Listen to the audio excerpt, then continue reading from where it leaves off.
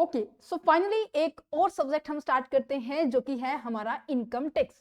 क्या नजर आ रहा है? डेफिनेटली नजर आ रहा होगा। और ये जो चैप्टर है डिडक्शन वाला वेरी वेरी इंपॉर्टेंट है। ठीक है, कहीं पर आप किसी यूनिवर्सिटी के अंदर deduction under section 80C to 80U देखने को मिलेगा, और तो कहीं पर आपका chapter 6A of the income tax act 1961 देखने को मिलेगा। सो कंप्लीट डिस्कशन करेंगे इन डेप्थ में कि कब किसको कैसे क्या मिलती है इस चैप्टर के अंदर। ये सारी चीजें बातें हम डिस्कस करने वाले हैं। ठीक है, 80C का डिस्कशन करने वाले हैं, 80C के जितने भी पॉइंट्स उनको डिस्कस करने वाले हैं, देन उसके बाद 80D को भी डिस्कस करने वाले हैं। ये मैं दिखा पता है क्यों रही हूँ, क्योंकि बहुत सारे बच्चों को कंफ्यूजन रहती है कि हाँ जी लेक्चर के अंदर क्या क्या चीजें होने वाली हैं। ये सारी चीजें डिस्कस की जाएंगी, इसकी कंप्लीट चैप्टर डिस्कस किया जाएगा। तो स्टार्ट करें, तो स्टार्ट करते हैं। देखिए डिडक्शन क्या होती है बच्चों, आपके पास एक मैं ये कह सकती हूँ जो आपकी जो इनकम है ना, जस्ट अ सेकेंड, जो आप कमा रहे हैं, ठीक है, आपको पता है जो आप कमाते हैं उस कमाई हुई इनकम के ऊपर आप मान लीजिए यहाँ पर ये है मिस्टर एक्स। ठीक है, मिस्टर एक्स की इनकम, सालाना इनकम ना, आपको पता है 5 हेड होते हैं। आई थिंक सबको पता है क्योंकि सेकेंड ईयर में आ चुके हैं, या फिर मैं कहूँगी आप फर्स्ट चैप्टर से लेकर 14 चैप्टर जो हमने डिस्कस किए हैं आपके लिए, वो आप सभी ने देखे होंगे। कंप्लीट डिस्कशन है इन डेप्थ में विद प्रैक्टिकल क्वेश्चन सिलेबस हमने करवाया है ना। तो हमने वहां पे डिस्कस किया था, हमारा एक तो सैलरी हेड होता है, एक हाउस प्रॉपर्टी हेड होता है, एक हमारा कैपिटल गेन हेड होता है, एक हमारा PGBP हेड होता है, एक हमारे पास अदर सोर्सेज का हेड होता है। इन पांचों हेड से जो इनकम आती है उसे हम क्या कहते हैं? Gross total income.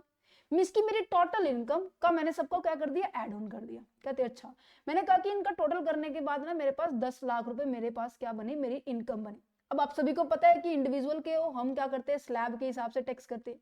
Slab that means एक स्पेसिफिक क्राइटेरिया है जो कि आपको मीट आउट करना पड़ता है। अगर आप ओल्ड रिजिम को फॉलो कर रहे हैं 2.5 लाख से तक कुछ नहीं होगा, और नेक्स्ट 2.5 से लेकर 5 लाख के ऊपर आपको 5% देना पड़ेगा। ये याद है, आई थिंक सबको याद है। बट मैं एक छोटा सा सिंपली ले रही हूँ एग्जाम्पल के तौर पर कि फॉर एग्जाम्पल यहाँ पे क्या है, 10% हमारा क्या लग रहा है? टैक्स लग रहा है। ठीक है, ठीक है, अब मैं इसके ऊपर 10% जब मैं टैक्स को कैलकुलेट करूंगी तो बेटा मैं ये बताऊं मेरे पास कितनी टैक्स की लायबिलिटी आएगी, मेरे को कितना टैक्स लाइबल रहने वाला है मेरे को पे करना। अब देखो यहाँ पे कितना आया? 1 लाख रुपए आएगा। कहते अच्छा, ये मेरे क्या थी? मेरी ये इनकम थी, वो भी कैसी इनकम थी? जिसके ऊपर मेरे को टैक्स कैलकुलेट करना है, टैक्सेबल इनकम कहेंगे। कहते हाँ जी सर। अगर मैं इसमें से कुछ खर्चे जो मैंने किए हैं वो डिडक्ट हो जाए, डिडक्ट का मतलब क्या है? वो माइनस हो जाए, तो मेरी इनकम क्या हो जाएगी बच्चों? मेरी इनकम हो जाएगी, गिर जाएगी। कितनी से गिरेगी वो डिपेंड करता है कि वो मैंने खर्चा, मेरी इन्वेस्टमेंट, मैंने जो कुछ किया है वो कितने की। ठीक है, तो डिडक्शन का मतलब होती है कि ऐसे तरीका है जिसकी मदद से मैं मेरी टोटल इनकम, जो टैक्सेबल इनकम है ना, इनकम इनकम ध्यान से सुना, इनकम बोल रहे हैं, वो इनकम को मैं क्या कर पा रही हूँ? कम कर पा रही हूँ। और मैं अगर मेरी इनकम कम हुई तो मेरा टैक्स भी क्या हो जाएगा? कम होगा। चलो प्रूफ करके दिखाते हैं। ठीक है, अब देखो मेरी इनकम, मैंने कहा कि फॉर एग्जाम्पल मैंने 3 लाख रुपए क्या है मैंने इन्वेस्टमेंट की हुई थी। ठीक है, मैंने LIC करवाई हुई थी 1.5 लाख की, और मैंने क्या किया हुआ था? बैंक के अंदर इन्वेस्टमेंट की हुई थी। ठीक है, तो मुझे TTA का डिडक्शन मिल जाएगा। फॉर एग्जांपल मैंने होम लोन लिया हुआ था तो मैंने उसका भी, वो भी 1.5 लाख तक मैंने किया हुआ था। तो उन सबको मिला के मतलब मेरा क्या है, सारे के सारे चीजों को मिलाकर मेरा 3 लाख रुपए खर्चा पानी बनना था। कहते अच्छा, 3 लाख क्या हो जाएंगे आपके? माइनस हो जाएंगे। जैसे ही मैंने इसको माइनस किया तो मेरे पास क्या निकल कर आया? मेरी टैक्सेबल इनकम कितनी हो गई है? निकलकर 7 लाख हो गई। अब मैं इसके ऊपर एट द रेट 10% निकल करूं तो मेरे पास क्या आएगी? 70,000 रुपए मेरे पास आएगी या नहीं आएगी? डेफिनेटली आएगी। अब देखो, एक तो ये है कि मिस्टर एक्स क्या करे? 1 लाख रुपए टैक्स दे। एक मिस्टर एक्स ये कहे कि हाँ जी 70,000 दे। किसमें फायदा? यहाँ पे 30,000 की बचत हुई या नहीं बचत हुई? तो डिडक्शन हमें हेल्प करता है कि हाँ जी आप अपने पैसे को इस जगह पर इन्वेस्ट करो जिसके थ्रू आपको क्या मिल जाएगी? डिडक्शन मिल जाएगी। क्या समझ में आ रहा है? यस, डेफिनेटली आ रहा होगा। फिर भी कोई डाउट रहता है तो आप कमेंट सेक्शन में कमेंट कर देना। ठीक है, पढ़ो उसको क्या लिखा हुआ है कि deduction is in the income tax refer to a specific amount that is subtract from the tax payer gross total income. Tax payer की ग्रॉस टोटल इनकम में से मैंने ये क्या की है? माइनस की है। कहते ओके, तो जिसके कारण मेरा जो क्या होने वाला है, मेरी क्या होने वाली है? ओवरऑल जो इनकम होने वाली है, टैक्सेबल इनकम होने वाली, वो क्या हो जाएगी? रिड्यूस हो जाएगी। और वो रिड्यूस हुई तो मेरी टैक्सेबल इनकम भी रिड्यूस हो जाएगी। ओके मैम, हम अपना पैसा जिसके नाम पर हम अपना डिडक्शन ले रहे हैं वो कहाँ लगाएंगे? क्योंकि गवर्नमेंट ने ना कई जगह ना अलाउड कर रखा है कि अगर ना आप अपनी सेविंग्स, अपनी इन्वेस्टमेंट ऐसे ऐसे एरिया में करेंगे ना तो हम आपको डिडक्शन देंगे। वो अभी हम डिस्कस करेंगे, नीचे जो लिस्ट दी हुई है, ठीक है। अच्छा, कौन लेगा? क्या मैम किसी के ऊपर स्पेसिफाइड है कि हाँ जी यही लेगा? देखो हर एक पर्सन के लिए, जैसे पर्सन की डेफिनेशन बताई थी ना मैंने, जिसके अंदर 7 टाइप आते हैं। एक इंडिविजुअल आता है, एचयूएफ आती है, हिंदू अनडिवाइडेड फैमिली आती है जिसे हम कहते हैं, ठीक है, पार्टनरशिप आती है, लोकल अथॉरिटी आती है, कंपनी आती है, एलएलपी होती है, एओपी होती है, बीओआई होती है। याद है नहीं याद है? अच्छा जी, उन सब के लिए ना अलग अलग तरह की डिडक्शंस है। दैट मीन्स सबको डिडक्शन मिलती है, कोई ऐसा ये नहीं कि नहीं इसको नहीं मिलेगी, बट अकॉर्डिंग टू नेचर, जैसे मोस्ट ऑफ इंडिविजुअल को तो मोस्ट ऑफ मिल जाती है, ठीक है, ठीक है। इस तरीके से कंपनी को कुछ एक स्पेसिफिक डिडक्शंस मिलती है, ठीक है। इसी तरीके से पार्टनरशिप फर्म को कुछ एक स्पेसिफिक डिडक्शंस मिलती है, वो आगे हम अभी डिस्कस करेंगे वन बाय वन। तो सबको डिडक्शंस मिलती है, कोई दिक्कत वाली बात नहीं है। ये एग्जांपल हम तब करेंगे जब हमारा 80C का जो फॉर्मूला है, इसकी 80C की जो पूरी डिडक्शन हो जाएगी ना, तब करेंगे, ठीक है। कब लेनी चाहिए हमें डिडक्शंस? बच्चों ये बताओ कि मुझे आपने सैलरी हेड, जब फॉर एग्जांपल मान लीजिए सैलरी हेड से मेरी इनकम आ रही है, ठीक है, यही 10 लाख रुपए ले लेते हैं, 10 लाख रुपए मेरी इनकम आ रही है, और उसमें आपको क्या है, ये इनकम कैसे कैलकुलेट की है मैंने? मेरे को इसमें पर मंथ की सैलरी इनटू में की होगी मैंने। अच्छा, देन उसके बाद मेरे को अगर मान लीजिए हाउस रेंट अलाउंस मिलता था, तो उसका आपको याद है मुझे डिडक्शंस लेने के लिए मुझे क्या करना पड़ता था कि जो मेरे को एक्चुअल अमाउंट मिली है उसमें से मेरे को एग्जम्पशंस माइनस करनी पड़ती थी। रूल 13A की याद है या नहीं है? तो वो एग्जम्पशंस पहले माइनस की, देन उसके बाद ये इस टोटल इनकम में ऐड होती थी, है ना। तो ग्रॉस टोटल इनकम ऐसे नहीं कैलकुलेट होती। ग्रॉस टोटल इनकम में हमारे क्या होती है, सबसे पहले हमारी एग्जम्पशन सारी की सारी माइनस करके फिर हम आगे पहुंचते हैं, ठीक है। ये नहीं ठीक है? कहते बिल्कुल ठीक है। चलो तो फिर, तो एग्जम्पशंस आपकी पहले डिडक्ट होती है, बाद में डिडक्शंस होती है। मैं ये बताना चाह रही थी, एग्जम्पशंस क्या होती है, आपकी सैलरी जो भी हेड है ना उसमें से पहले ही माइनस कर देते हैं। जैसे कि हाउस प्रॉपर्टी हेड के अंदर से आपको 24A की डिडक्शन मिलती है, 24B की डिडक्शन सॉरी एग्जम्पशंस मिलती है या नहीं मिलती है? कहते हैं हाँ जी मिलती है।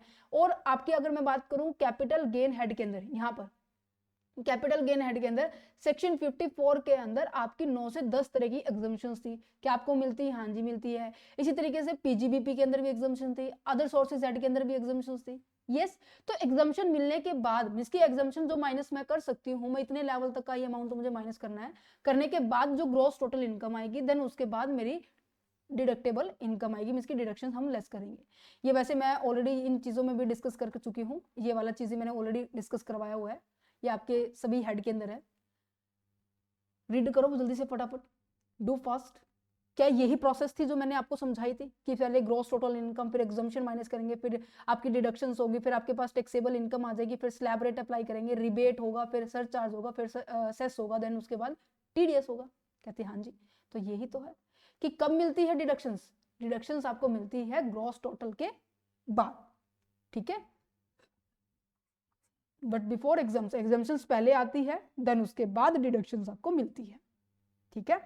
ओके, हो गया टॉपिक कंप्लीट। जो मैंने आपको बताया था कि ये जो फर्स्ट पार्ट है इसके अंदर हमारा ये सारी की सारी चीजें डिस्कस करेंगे, ठीक है। अब हम बात कर लेते हैं हमारे नेक्स्ट पार्ट की ओर कि deduction under section 80C to 80U के अंदर सबसे पहला जो लिखा हुआ है कि अंडर सेक्शन 80C के अंदर ये काफी सारी डिडक्शंस आती है, 9 से 10 तरह की नजर आ रही है। ये सारी की सारी चीजें हम डिस्कस करेंगे। तो सबसे पहले हम स्टार्ट करते हैं investment based deductions under section, ठीक है। कौन सा है? सी है। तो सी के अंदर पता है क्या है? सी के अंदर पता है क्या है?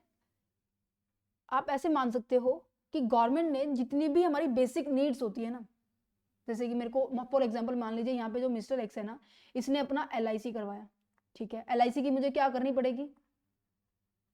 प्रीमियम देनी पड़ेगी, नहीं देनी पड़ेगी? ठीक है। इसने मान लीजिए इसके घर ना एक गुड़िया है जो कि 10 साल से कम है, तो उसने क्या किया, सुकन्या समृद्धि योजना में उसका अकाउंट ओपन करवा दिया, तो उसकी भी मेरे को प्रीमियम फिल करनी पड़ेगी। हाँ जी। इसके जो पेरेंट्स है ना, उनके लिए उन्होंने क्या किया, सीनियर सिटीजनशिप का एक सर्टिफिकेट आता है, उसमें पैसा इन्वेस्ट कर दिया, तो उसकी भी प्रीमियम फिल करनी पड़ेगी। कहते हैं हाँ जी। इसने क्या किया, इसने हेल्थ इंश्योरेंस करवाया, तो उसकी भी प्रीमियम फिल करनी पड़ेगी।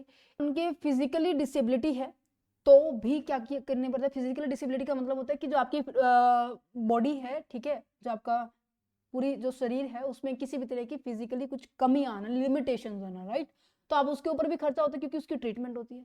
तो गवर्नमेंट ने इन सभी के ऊपर जो खर्चा आप कर रहे हो ना, तो उसको कहा है कि जो आपने खर्चा किया ना उसके आप डिडक्शन ले लो। आपकी जो इनकम हो रही है ना, उस इनकम के ऊपर से आप इसको माइनस कर दो, जिससे कि आपकी इनकम क्या आने वाली है बच्चों, कम आएगी। और इनकम कम आएगी तो आपका टैक्स भी कम बनेगा, क्योंकि आपको पता है जितनी ज्यादा मेरी इनकम होगी उतना ज्यादा मेरा टैक्स बनेगा, जितनी कम मेरी इनकम होगी उतना ही कम मेरा टैक्स बनेगा। क्यों? क्योंकि ये कैसा है, प्रोग्रेसिव नेचर का है।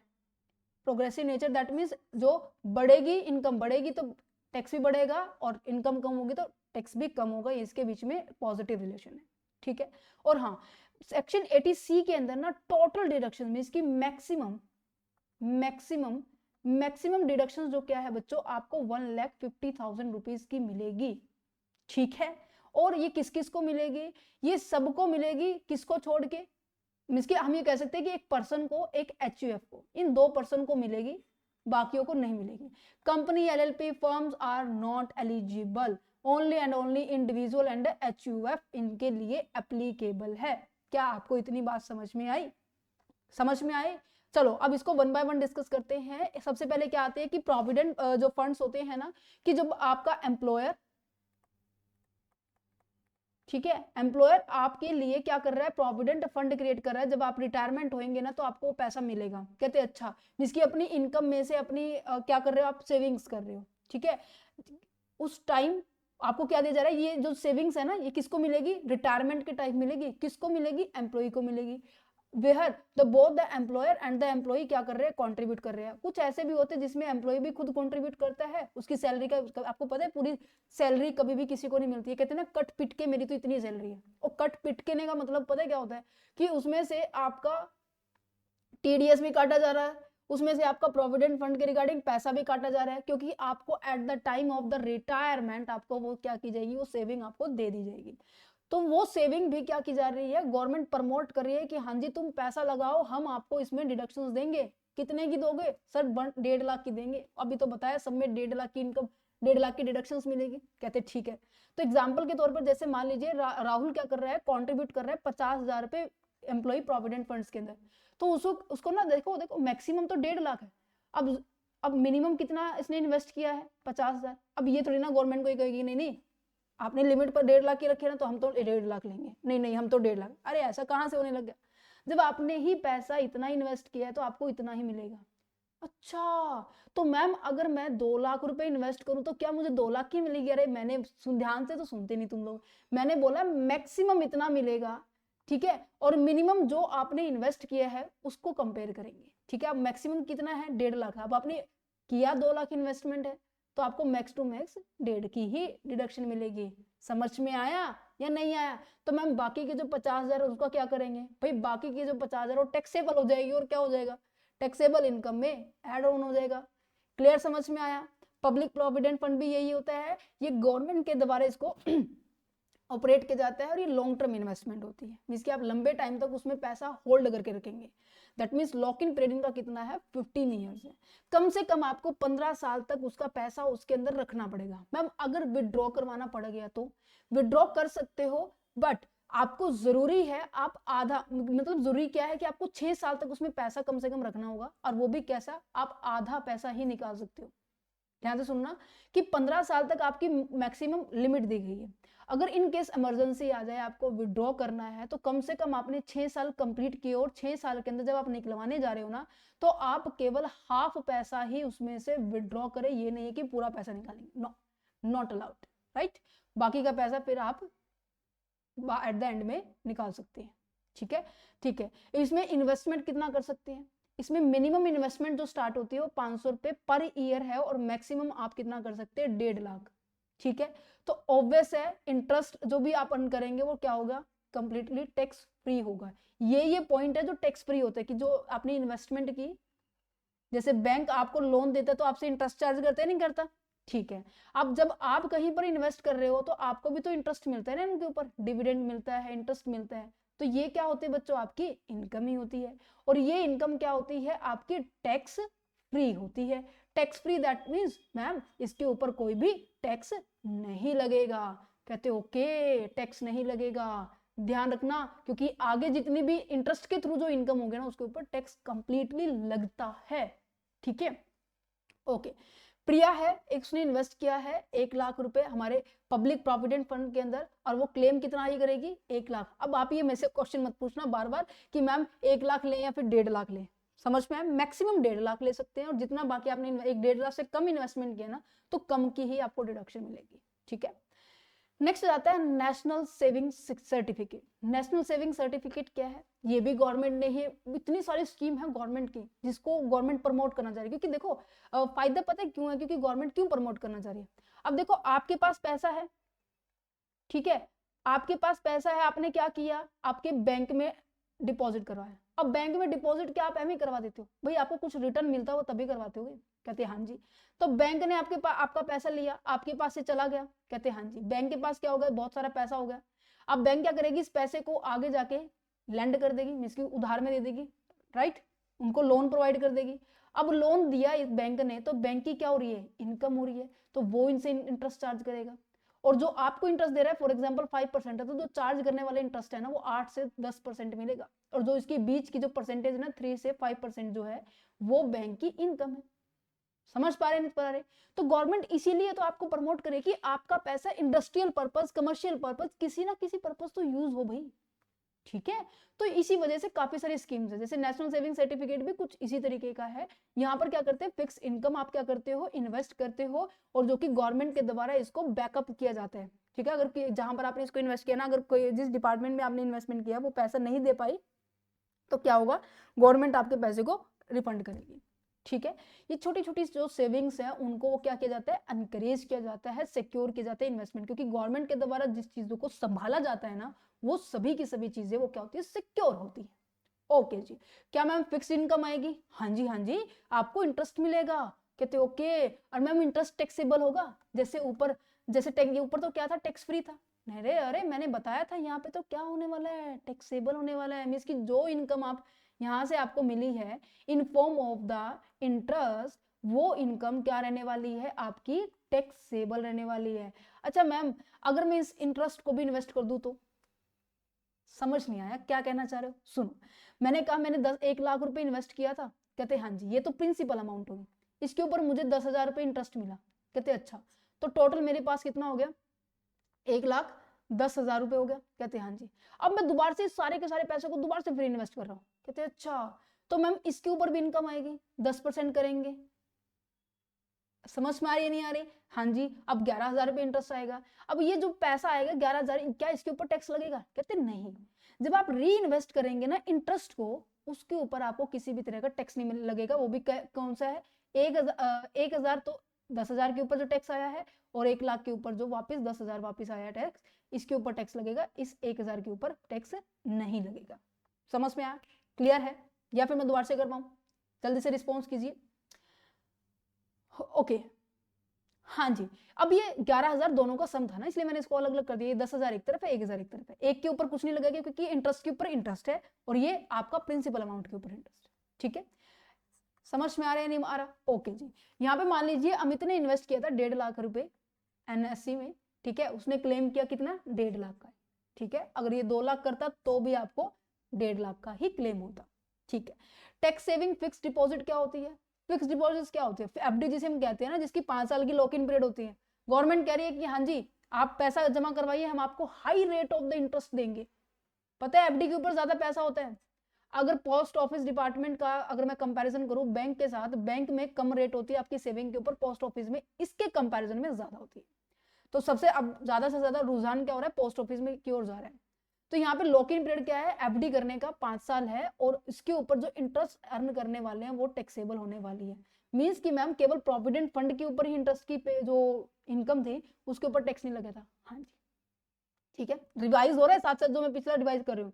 यहाँ पे देखो रवि है जिसने डिपॉजिट किया था 1,20,000 रुपए सेविंग्स की, टैक्स सेविंग्स की में एफडी में, तो उसको 1,20,000 की डिडक्शन मिलेगी। समझ रहे हैं, समझ रहे हैं। अगर उसकी इनकम अगर 10 लाख है ना, 1,20,000 की वो कह रहा है कि भाई मैंने तो भाई एफडी करवाई हुई है, कहते कोई दिक्कत नहीं, एफडी करवाई, आपका पैसा डिपॉजिट है ना, आपने इन्वेस्टमेंट किया, गवर्नमेंट ने आपको ना एटीसी की डिडक्शंस दी है क्या, ओके। तो दैट मीन्स मेरा अब पैसा कितना रह गया, टोटल इनकम कितने के ऊपर टैक्स लगने वाला है, टोटल इनकम के ऊपर अब मेरा 8,20,000। ठीक है, समझ में आ रहा है, पता नहीं क्या हो गया, समझ में आ रहा है। अब इसके ऊपर टैक्स लगे, एक तो इसके ऊपर टैक्स लगे, दोनों में फर्क है ना, जो मैंने आपको स्टार्टिंग में बताया था कि एक तो मेरे 10 लाख के ऊपर टैक्स लगे जो कि 1 लाख रुपए आ रहा है, एक मेरा 7 लाख के ऊपर टैक्स लगे जो कि 70,000 आया, 30,000 की सेविंग हुई ना, दैट्स इट, क्योंकि ये प्रोग्रेसिव नेचर का। नेक्स्ट जाइए, इक्विटी लिंक्ड सेविंग स्कीम क्या कहते हैं। इक्विटी लिंक क्या होता है कि आप शेयर्स के अंदर डीलिंग कर रहे हैं, आप म्यूचुअल फंड के अंदर इन्वेस्टमेंट कर रहे हैं, और इसमें इन्वेस्टमेंट करने का फायदा पता है क्या होता है कि इसमें एक तो हाइयर रिटर्न आती है, और इसका बेनिफिट अगर आप इसमें इन्वेस्टमेंट करेंगे ना तो गवर्नमेंट आपको कहती है एटीसी में आपको 1.5 लाख तक की मैक्सिमम क्या मिलने वाली है, मैक्सिमम क्या मिलने वाली है, डिडक्शन मिलने वाली है। ओके मैम, कितने साल तक रखना पड़ेगा, जैसे एफडी है 5 साल तक रखना पड़ेगा मुझे, पब्लिक प्रोविडेंट फंड है वो मुझे 15 साल तक होल्डिंग पीरियड है, और जो नेशनल सिक्योरिटी है उसकी 5 साल की है, इक्विटी लिंक्ड वालों की, अच्छा आया नहीं है क्या, उनकी 3 साल की है, अच्छा आगे अभी अभी समझ रहे हैं, उनकी 3 साल की है। तो आपको कम से कम 3 साल तक आपको क्या करना पड़ेगा, इसको होल्ड करके रखना पड़ेगा। ठीक है, समझ में आया। और ये बहुत ही बेहतरीन है क्योंकि इसके ऊपर ना रिटर्न है ना वो सबसे ज्यादा हाई होता है, सबसे ज्यादा हाई होता है, ऑफर बेटर है रिटर्न के पॉइंट ऑफ व्यू से देन एफडी और एनएससी से।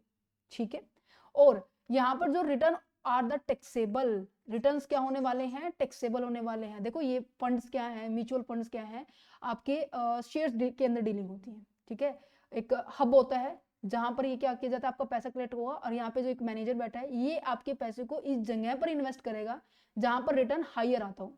ठीक है, और यहाँ पे ये लिमिट भी रखी है, ये लॉन्ग टर्म कैपिटल गेन, ये सेक्शन 54 के अंदर भी डील होती है इसके बारे में।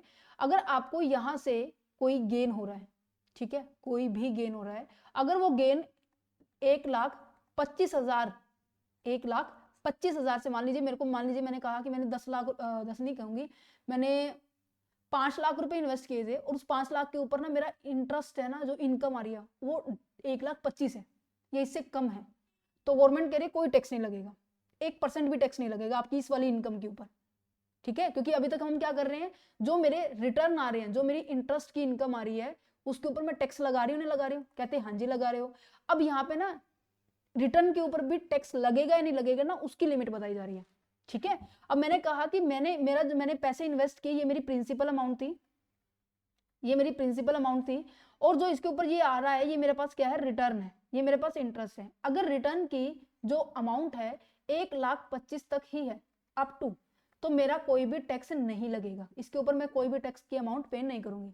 अगर मेरा यहाँ पे 1,26,000 हो गया, 1,30,000 हो गया, मीन की 1,25,000 से बढ़ गया, तो गवर्नमेंट कहती है कि भाई इसी ये जो 1,26,000 है ना, 1,25,000 है, जितना भी बड़ा है उसके ऊपर आपको 12.5% क्या है, आपको टैक्स देना पड़ेगा। कहते ओके, समझ में आया। मिस की रिटर्न के ऊपर भी लिमिट लगा दी, 1.5 लाख तक, 1,25,000 तक, 1.25 लाख तक कुछ भी कमाओ कोई दिक्कत नहीं है, हम आपके ऊपर टैक्स नहीं लेंगे। जैसे ही उसके ऊपर बढ़ा, आ जाओ तुमसे 12.5 लेते हैं, है ना, समझ में आया।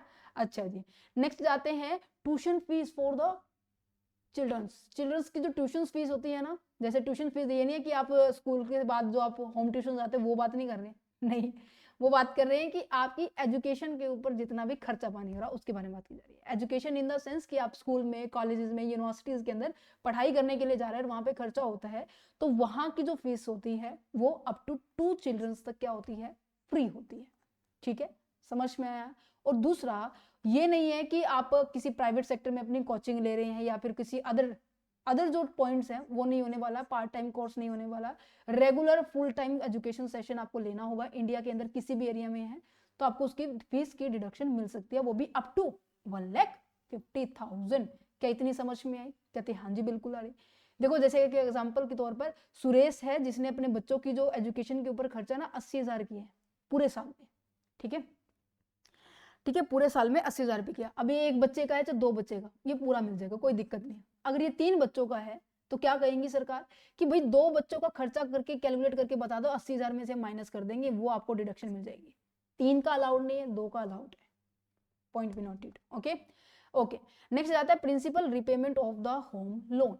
भाई होम लोन के रिगार्डिंग बात की जा रही है, प्रिंसिपल कि मैंने होम के मतलब मैंने घर बनाने के लिए, कंस्ट्रक्शंस करने के लिए मैंने लोन लिया है, तो उस लोन की पेमेंट भी तो करनी होगी। कहते हैं हाँ जी। तो क्या लिखा हुआ है, पढ़ो इसको। The deduction is only available for the residential property not for the commercial property. कि आप अपने घर रहने के लिए आपने लोन लिया है, घर के अंदर रहने के लिए लोन लिया है। ये नहीं है कि आप उसमें अपनी बिजनेस की एक्टिविटीज करेंगे उसके लिए लोन अवेलेबल, उसके लिए डिडक्शन अवेलेबल नहीं है। कहते okay, the property can be self occupied और rented out and actual principal आपने पे किया हो। कहने का मतलब ये है कि जो भी आप मकान ले रहे हैं, ठीक है, जिसके लिए आपने लोन लिया है, उसकी आपने एक तो एक्चुअल पेमेंट की होनी चाहिए, दूसरा वो आपका सेल्फ ऑक्यूपाइड होना चाहिए, आपका रेजिडेंशियल पर्पस के लिए होना चाहिए। Only the principal component that means of EMI paid for the home loan qualify for the deduction under section 80। केवल प्रिंसिपल अमाउंट के बारे में बात की जा रही है, ठीक है। इंटरेस्ट यहाँ पे कवर नहीं होता। समझ में आ रही? जैसे फॉर एग्जांपल मैंने कहा कि मैंने होम लोन लिया है 5 लाख रुपए का, मैंने घर बनाना है 5 लाख, छोटा सा एग्जांपल लेते हैं, 5 लाख लिया है। अब इसके ऊपर बैंक कह रही है कि हाँ जी तुम्हें 5 लाख मिल जाएंगे, पर हम इसके ऊपर इंटरेस्ट भी तो चार्ज करते हैं ना। बैंक कहते कितने करोगे? उन्होंने कहा भाई 5% इंटरेस्ट चार्ज करेंगे। तो कह रहे 25,000 रुपए आपका इंटरेस्ट हो जाएगा। 80C के अंदर डिडक्शन ना केवल इसकी मिलेगी, इसकी नहीं मिलेगी। क्यों? क्योंकि इंटरेस्ट की डिडक्शंस आपको 24B में दी गई है। समझ में आया? 24B में दी गई है। ओके। और जरूरी है कि उस प्रॉपर्टी को आप होल्ड करके रखें, इसकी बेचनी नहीं है। आपको 5 साल से पहले 5 साल तक आपको उसका जो पोसेशन है वो आपको अपने पास ही रखना होगा, तभी आपको ये डिडक्शंस मिलेगी, अदरवाइज ये रिवर्स हो जाएगी अगर आपने उसे 5 साल से पहले बेच दिया तो। Interest on the home loan जो मींस की 25,000 रुपए वो कवर नहीं होता है अंडर सेक्शन 80C के अंदर, क्योंकि ये कवर किस में होता है? अंडर सेक्शन 24B के अंदर। ये हाउस प्रॉपर्टी हेड वाले में। समझ में? 24A जो कि आपका स्टैंडर्ड डिडक्शंस है और 24B आपका ये इंटरेस्ट के रिगार्डिंग डिडक्शंस है। समझ में आ रहा है? ओके। एग्जाम्पल कैसा है कि अमित ने पे किया है 2 लाख रुपए EMI के ऊपर पूरे साल के लिए, और पहले साल उसने 1 लाख रुपए प्रिंसिपल रीपेमेंट की है कि भाई मेरा जैसे 2 लाख रुपए देने थे उसमें से 1 लाख की पेमेंट कर दिया, तो गवर्नमेंट कह रही कि अभी 1 लाख की दो, एक्चुअल में पेमेंट होनी चाहिए, तो 1 लाख की डिडक्शन मिलेगी। 1 लाख के ऊपर जो इंटरेस्ट लगा उसकी डिडक्शन नहीं मिलने वाली, क्योंकि वो 24 में मिलेगी। जब नेक्स्ट 1 लाख की देगा तो तब मिलेगी। तो तभी यहाँ पे लिखा हुआ है कि actual payment of the principal payment paid off होना चाहिए, एक्चुअल पेमेंट आपकी होनी चाहिए। आउटस्टैंडिंग का कोई मतलब नहीं है, जब तक आप करेंगे नहीं तब तक आपको मिलेगा नहीं। अच्छा, सुकन्या समृद्धि योजना के बारे में बात की जाए तो सुकन्या समृद्धि योजना क्या करे कि अभी मैंने बताया ना कि जैसे मान लीजिए मिस्टर एक्स है और मिस्टर एक्स के घर में 2 गुड़ियां हैं, ठीक है, 2 लड़कियां हैं जिनकी उम्र अभी 10 साल से कम है। तो ये क्या करना चाह रहा है कि एक ऐसा अकाउंट बनवाएगा जिसके अंदर क्या होगा, इनके नाम के ये क्या करने वाला है, पैसे डिपॉजिट करने वाला है। और ये पैसे आपको तब मिलेंगे जब ये क्या होगी, या तो 18 साल से क्रॉस कर जाए, इसके 18 साल से ऊपर की उम्र हो जाए इन दोनों बच्चों की, गुड़िया जो भी है लड़कियां, ठीक है। और दूसरा, या फिर इनकी शादी के टाइम इस पैसे को हम यूज कर सकते हैं, मींस कि कहीं ना कहीं इनडायरेक्टली सेविंग हो रही है। गवर्नमेंट ये कह रहे हैं कि अच्छा तुम इसमें पैसा लगा रहे हो, ओके, तुम बेटी मतलब ये होता है ना, बेटी बचाओ बेटी पढ़ाओ वाला सिस्टम चल रहा है ना, तो आपको क्या करना है, आप इस चीज को प्रमोट कर रहे हो, तो हम आपको क्या देंगे, डिडक्शन देंगे। कहते ओके। और इवन ये होना भी चाहिए, ठीक है, इवन लड़कों के लिए भी होना चाहिए, कहीं मैम लड़कियों के लिए ही है, लड़कों के लिए भी होना चाहिए, क्योंकि जितना खर्चा यहाँ होता है उतना खर्चा हमारा वहां पे भी होता है ना। बट जो लोगों की जो माइंड की जो मेंटालिटी है गर्ल्स के रिगार्डिंग, तो वो थोड़ी चेंज करने के लिए या फिर उनको प्रमोट करने के लिए, देखो कोई भी चीज ऐसे नहीं करता, कोई भी इंसान नहीं करता, है ना। तो यहाँ पे मिनिमम इन्वेस्टमेंट क्या है, 250 रुपए से अकाउंट ओपन होता है। यहाँ पे हर महीने हर साल क्या करना पड़ता है, आपको 250 रुपए इन्वेस्ट करना पड़ता है। और मैक्सिमम आप इन्वेस्टमेंट कर सकते हो 1.5 लाख, वैसे ऊपर कितनी भी कर सकते हो, बट एक साल में 1.5 लाख कर सकते हो, ठीक है। लॉक इन पीरियड क्या है, या तो वो 21 ईयर की हो जाए until the girls turn the 18, या फिर वो उसकी मैरिज के टाइम बात की जा रही है, ठीक है। टैक्स बेनिफिट आपको यहाँ पे मिलता है, ठीक है, ऑल टैक्स फ्री, यहाँ पर सब कुछ फ्री। एक तो PPF था और दूसरा ये वाला दूसरा अकाउंट ये है जिसमें रिटर्न्स के ऊपर बेनिफिट मिल रहा है, ठीक है। यहाँ पे आपको इन्वेस्टमेंट के ऊपर भी बेनिफिट मिलेगा, जो इसके ऊपर रिटर्न आ रहा है वो भी बेनिफिट मिलेगा, जो म्यूचुअल अमाउंट है वो भी बेनिफिट मिलेगा। इसकी जो आपकी जो मैच्योरिटी जो अमाउंट होती है ना, कि जब आपको 21 साल के बाद जो पैसा मिलेगा, जैसे कि 10-21 लाख रुपए ऐसे मिलते हैं इनके, कि 10 लाख 20 लाख ऐसा मिलता है, मुझे एग्जैक्ट तो नहीं पता, बट हाँ जो मैच्योरिटी का अमाउंट मिलता है ना उसके ऊपर भी आपको टैक्स नहीं देना पड़ता। तो मतलब डिपॉजिट कराने का भी, इंटरेस्ट का भी, और जो मिल रहा है उसका भी, किसी के ऊपर टैक्स नहीं मिलने वाला। ठीक है, अजय है जिसने अपनी गुड़िया का क्या किया हुआ है, डॉटर का क्या किया हुआ है, 50,000 रुपए एक सुकन्या समृद्धि अकाउंट ओपन करवाया है। तो गवर्नमेंट कह रही है कि हाँ जी आपको 50,000 की डिडक्शन मिल जाएगी आपकी हर साल की सैलरी में से। ठीक है, नेक्स्ट जाता है senior citizen saving scheme. Senior citizen that means उनकी ओल्ड एज के लिए, कहते हैं ना गवर्नमेंट की, अपने बुढ़ापे के लिए अपना पैसा इकट्ठा करना शुरू कर दो। अगर लोग ऐसे इसमें पैसा इन्वेस्ट कर रहे हैं, ये केवल किसके लिए, जिनकी उम्र 60 साल से ऊपर की हो चुकी है, 60 साल से ऊपर वाले, 61, 62, 63 ऐसे ऊपर। ठीक है, तो यहाँ पे only the individual above the 60 year के बारे में बात की जा रही है। इंटरेस्ट क्या होने वाला है, जो इस स्कीम के अंदर पैसे लगाएगा, देखो हर कहीं ना कहीं आपको इंटरेस्ट मिलेगा, आपको कहीं ना कहीं आप इन्वेस्टमेंट करें तो आपको इंटरेस्ट मिलेगा ही मिलेगा। ठीक है, इस इंटरेस्ट के ऊपर क्या रहने वाला है, ये आपका टैक्सेबल रहने वाला है, आपको इसके ऊपर क्या देना पड़ेगा, टैक्स देना पड़ेगा। ठीक है, ओके, बट इन्वेस्टेड अमाउंट क्या आने वाली है, एटीसी के अंदर आपको डिडक्शन मिल जाएगी। लॉक इन पीरियड क्या है आपका 5 ईयर है, और ये एक्सटेंड भी हो सकता है 8 साल तक। ठीक है, समझ में आया। तो आपको पूरा अगर मैं मोटा मोटा आपको बताऊं, अब सारा का सारा जो अभी हमने पढ़े 9 से 10 पॉइंट, यहां पर आपको मैक्सिमम डिडक्शन कितनी मिलेगी एटीसी के अंदर, भाई 1.5 लाख मिलेगी। Okay, even if you invest in the multiple scheme, चाहे आपने अलग अलग स्कीम्स के अंदर इन्वेस्टमेंट की हुई हो, जैसे कि एलआईसी के अंदर मान लीजिए आपने 20,000 रुपए किया हुआ है। ठीक है, सुकन्या समृद्धि योजना के अंदर आपने 50,000 कर दिया है, और आपने नेशनल सेविंग स्कीम के अंदर आपने 1.5 लाख कर दिया है, फिर उसके बाद आपने कुछ और मतलब 20,000 की आपने ये सीनियर सिटीजन स्कीम के सर्टिफिकेट के अंदर भी आपने 20,000 रुपए के इन्वेस्ट किए हैं। ठीक है, अब टोटल मिलाए तो ये कितना हो गया, टोटल मिलाए तो कितना हो गया, ये 2,40,000 हो गया। बट आपको मैक्सिमम कितनी मिलेगी, 1.5 लाख की ही छूट मिलेगी। क्या, तो चलो 1.5 तो कम हुआ, बाकी का हम अपने आप देख लेंगे 90,000 रुपए, है ना। Apply only to the individual के ऊपर अप्लाई होगी और एचयूएफ के ऊपर अप्लाई होगी। ठीक है, लॉक इन पीरियड देखो 3 चीजों का अलग था, पीपीएफ का क्या था 15 था, जिसके रिटर्न के ऊपर भी मेरे पास क्या नहीं लग रहा था, रिटर्न के ऊपर भी मेरे पास टैक्स नहीं लग रहा था। जो इक्विटी सेविंग स्कीम थी इसके ऊपर 3 साल है, और जो मेरे पास फिक्स डिपॉजिट है उसके ऊपर 5 साल की लॉक इन पीरियड है।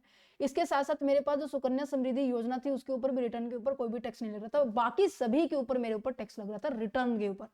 ठीक है, अगर मैं री इन्वेस्ट करूं तो कोई दिक्कत नहीं है, बट रिटर्न जो फर्स्ट टाइम रिटर्न आ रहा है उसके ऊपर मेरे को क्या करना पड़ रहा है, मुझे टैक्स देना पड़ेगा। Deductions are not available for the corporative entity और द बिजनेसेस, इनके इन बाकी सभी के लिए ये डिडक्शंस अलाउड नहीं है। ओके, क्या मैम एटीसी हो गया कंप्लीट, हाँ जी एटीसी बिल्कुल कंप्लीट हो गया। क्या हम एटीडी स्टार्ट करें, एटीसी थोड़ा बहुत समझ में आ गया होगा, क्योंकि चीजें रिवीजन करने से ज्यादा आती है। मैं कहूँ कि नहीं अब तुम्हें तो पक्का याद हो गया होगा, पक्का याद हो गया तो बहुत अच्छी बात है। अगर फिर भी थोड़ा बहुत रहती है तो इन जो पीडीएफ में आपको प्रोवाइड करें ना, इनको आप रिवाइज करना। ठीक है, क्योंकि मैंने इन शॉर्ट में हर चीज को इन डेप्थ में ऐसे तभी मैंने पॉइंट्स में बना के लिखे, क्योंकि आपको नहीं पता होता कि एग्जाम में आप कैसे लिखे, क्योंकि इसके ऊपर थ्योरी क्वेश्चन भी आता है, बहुत जबरदस्त थ्योरी क्वेश्चन आता है, मोस्ट ऑफ 80C पे आता है, most of 80 DD DD A DD B पे आता है। तो करें स्टार्ट अब हमारा थर्ड पॉइंट।